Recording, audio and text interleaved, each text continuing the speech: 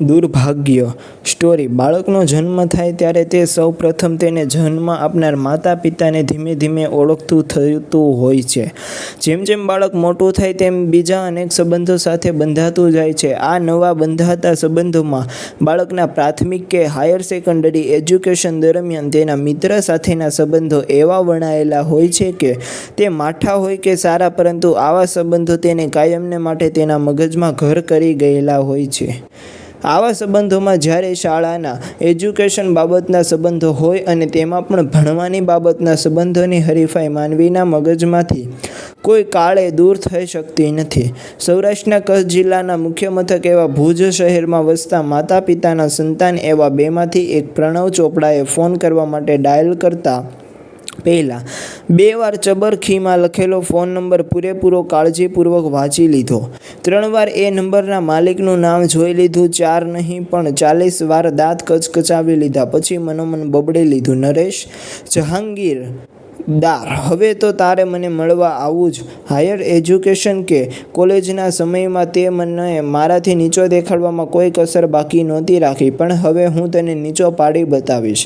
બંને ખબર પડશે કે હવે મારી પાસે બંગલો, કાર, કમાણી, સામાજિક પ્રતિષ્ઠા, સિદ્ધિના દરેક કે કોઈ પણ ક્ષેત્રનું તું નામ ઉચ્ચાર અને તને હું સાબિત કરી આપીશ હું તારાથી કેટલો આગળ છું. માત્ર તારા એકલાથી જ શા માટે, તારા તમામ ચમચાઓ કરતાં પણ આગળ. તને બરાબર યાદ હશે ને, તું જ્યારે પણ મારી હાંસી ઉડાવતો કે તું મારાથી વધુ બુદ્ધિમાન, વધુ સફળ અને વધુ ચબારક છે તેવું સાબિત કરતો હતો, ત્યારે આપણી સાથે ભણતા બીજા મિત્રો મારી ઉપર કેવું હસતા હતા. યાદ છે ને, ચમચાઓ હતા સા એ બધા. પણ હવે સમય મારો છે. અત્યારે ભગવાને મને સારો સમય દેખાડ્યો છે. હવે હું તને દેખાડી આપીશ કે તમે જેને બબૂચક સમજતા હતા એ હું એટલે કે પ્રણવ ચોપડા ક્યાંથી ક્યાં પહોંચી ગયો છે અને તું ક્યાં સબડી રહ્યો છે. મનરૂપી ખરલમાં વર્ષોથી સંઘરી રાખેલું આ પ્રકારનું ઝેર ધોળી લીધા પછી પ્રણવે ફોન નંબર ડાયલ કર્યો. ચરોતરના અતિ વિકસિત દૂધની નગરી આણંદનો નંબર હતો. માંડ નંબર કોઈક જૂના મિત્રે પ્રવીણને મેળવી આપ્યો હતો. નરેશનો જ હોય તો સારું, નહીં તો રોંગ નંબર પણ નીકળી શકે છે. પ્રણવના મનમાં આવા અનેક પ્રકારના વિચારોની ખીચડી બદબદતી હતી અને સામેના છેડે રિંગ વાગી રહી હતા. અચાનક રિંગ વાગતી અટકી ગઈ. કોઈએ ફોન ઉઠાવ્યો હતો.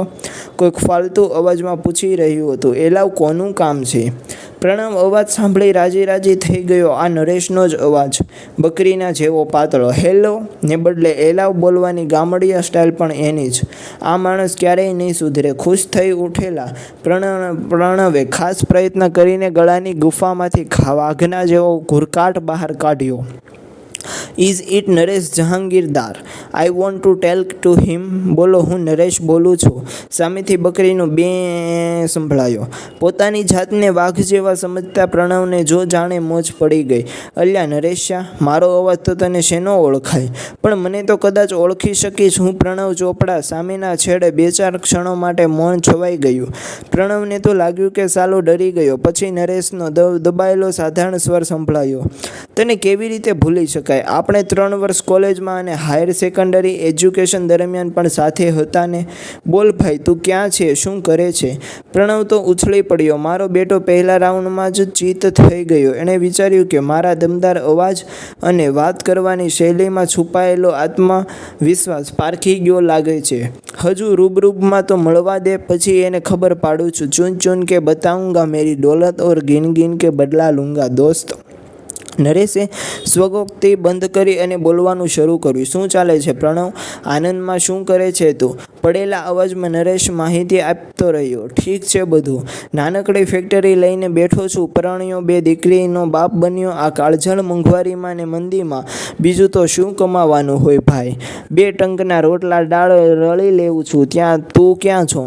હું નરેશ મોબાઈલ ઉપર વાત કરતો હતો તો પણ અક્કડ થઈ ગયો. હું ભરૂચમાં જ છું, પણ હું શું કરું છું એ તને નહીં કહું. એ જાણવા માટે તો તારે અને ભાભીએ રૂબરૂમાં અહીં આવવું પડશે. નહીં, કોઈ પણ પ્રકારની આનાકાની નહીં ચાલે. તારે આવવું જ પડશે એટલે આવવું જ પડશે. તારી પાસે બસ ભાડા જેટલા પૈસા ન હોય તો બોલી નાખ. ડ્રાઈવર સાથે તને ઇનોવા કાર મોકલી આપો. વાતચીત પૂરી કરીને પ્રણવે ફોન મૂક્યો.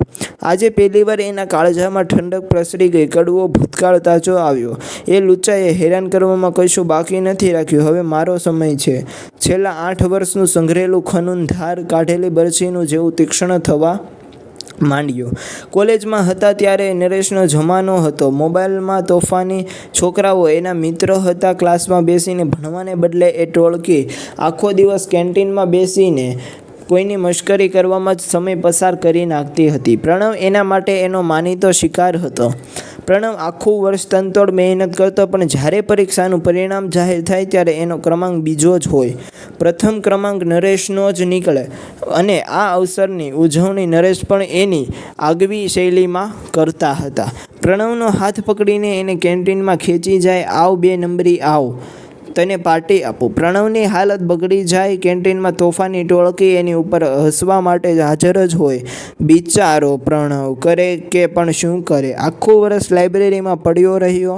એ પોતે તૂટી ગયો અને ચોપડીની સિલાઈ પણ તૂટી ગઈ. તો એ પહેલો નંબર તે ન જ મળ્યો હોય. નરેશ, તું તો રખડી ખાતો તો તારો પહેલો નંબર કેવી રીતે આવ્યો? કોઈક ટીખળી જાણે જોઈને પૂછી લેતો. જવાબમાં નરેશનો હાથ મૂછ પર ચાલ્યો જતો. પરીક્ષામાં પ્રથમ ક્રમ મેળવવા માટે વાંચન કરવા સિવાયના પણ બીજા ઉપાયો હોય છે, અને એ ઉપાયો એટલા બધા અઘરા નથી હોતા મિત્રો. આખું વર્ષ લાઇબ્રેરીમાં મજૂરી કરવા જેટલા અઘરા તો નહીં જ.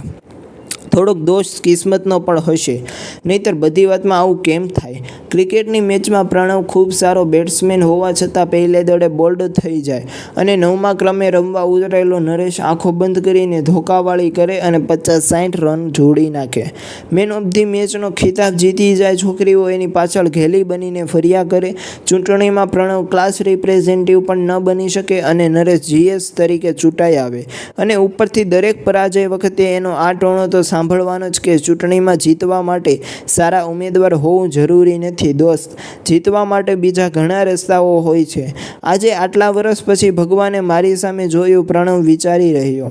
આજે મારી પાસે બધું છે. 4 ફેક્ટરી છે, 6 કરોડનો bungalow, 2 Mercedes car, 2 Tata Safari, 2 Innova, તગડું બેંક બેલેન્સ અને એની 2 દીકરીઓને સામે ઈશ્વરે મને 2 દીકરાઓ આપ્યા છે. અને આ બધા સુખો કરતાં પણ ચડી જાય એવી પત્ની મને મળી છે. સાંભળ્યું છે કે નરેશ તો ખાસ કશું કમાતો નથી. એની બૈરી પણ સાધારણ દેખાવની છે. એ જ્યારે મારી જાનવીને જોશે ત્યારે એને થશે કે હું આજે ક્યાં ઊભો છું અને એ પોતે ક્યાં છે. મારી જાનવી 2 બાળકોની મા બન્યા પછી હમણાં એક સૌંદર્ય સ્પર્ધામાં મિસિસ ગુજરાતનો તાજ જીતી ગઈ છે. એ જાણીને તો સાલો સળગીને રાખ થઈ જવાનો. બસ હવે ક્યાં વાર છે? આ શનિવારે તો એ આવવાનો જ છે ને. એની ફાટેલી બાયડીને તૂટેલી છોકરીઓ સાથે એ આવશે અને મારો ફૂલેલો ફાલેલો સંસાર જોઈને સમજી જશે કે જિંદગીની રેસમાં આખરી વિજેતા કોણ જાહેર થયેલ છે. આવ નરેશ, હું તારી કાગડોળે રાહ જોઉં છું. નરેશ આવ્યો તો એ એકલો જ આવ્યો અને પ્રણવના ઝળહળા ઐશ્વર્યની સામે મૌન ભરી હાર સ્વીકારીને ચાલ્યા ગયો. 6 કરોડ રૂપિયાના ભવ્ય બંગલામાં પદમણી જેવી જાનવીના હાથનું ભોજન જમીને ફીકું હસીને વિદાય થઈ ગયો. પોતાના જ્વલંત વિજયથી સંતુષ્ટ બનેલા ઉઠેલા પ્રણવનો બાકીનો દિવસ નશામાં પસાર થઈ ગયો. રાત ક્યારે પડી એની ખબર ન રહી. રાત્રે શયનખંડમાં એ જાનવીને આલિંગનમાં લેવા ગયો ત્યારે પત્ની એકાએક રડી પડી. શું થયું? ના જવાબમાં જાનવીએ પોતાના અંધારા ભૂતકાળની છબી રજૂ કરી. મેં તમારાથી એક વાત છુપાવી છે. હું જ્યારે કોલેજમાં હતી ત્યારે વેકેશનમાં મામાના ઘરે નડિયાદ ગઈ હતી. ત્યાં એક દિલફેક રોમિયોની જાળમાં ફસાઈને હું સર્વસ્વ ગુમાવી બેઠી હતી. એ તો લગ્ન કરવા તૈયાર હતો, પણ પછીથી મને ખબર પડી કે એને તો કોલેજમાં અનેક છોકરીઓ સાથે લફરા હતા. મેં 2 વર્ષ એમ ને એમ જ આઘાતમાં કાઢી નાખ્યા. પછી સાવ સીધા સાદા એવા તમને પસંદ કરીને હું ગઈ. આજે મારું પાપ કબૂલ કરું છું. હું તમને કહી ન શકી કે તમે મારા જીવનના બીજા નંબરના પુરુષ છો, અને બીજો પુરુષ એ બીજો કોઈ નહીં પણ તમારો આપણે ત્યાં આવેલ મિત્ર નરેશ. મને માફ કરશો ને પ્લીઝ. અચાનક પ્રણવને લાગ્યું કે પોતાની બધી સમૃદ્ધિ ઝાંખી પડી ગઈ છે. કોઈક અદૃશ્ય અવાજ એને સંભળાઈ રહ્યો. હા હા હા હા, તું 2 નંબરી હતો અને 2 નંબરી જ રહેવાનો. 1 નંબરી બનવા માટેના બીજા અનેક ઉપાયો હોય છે દોસ્તો.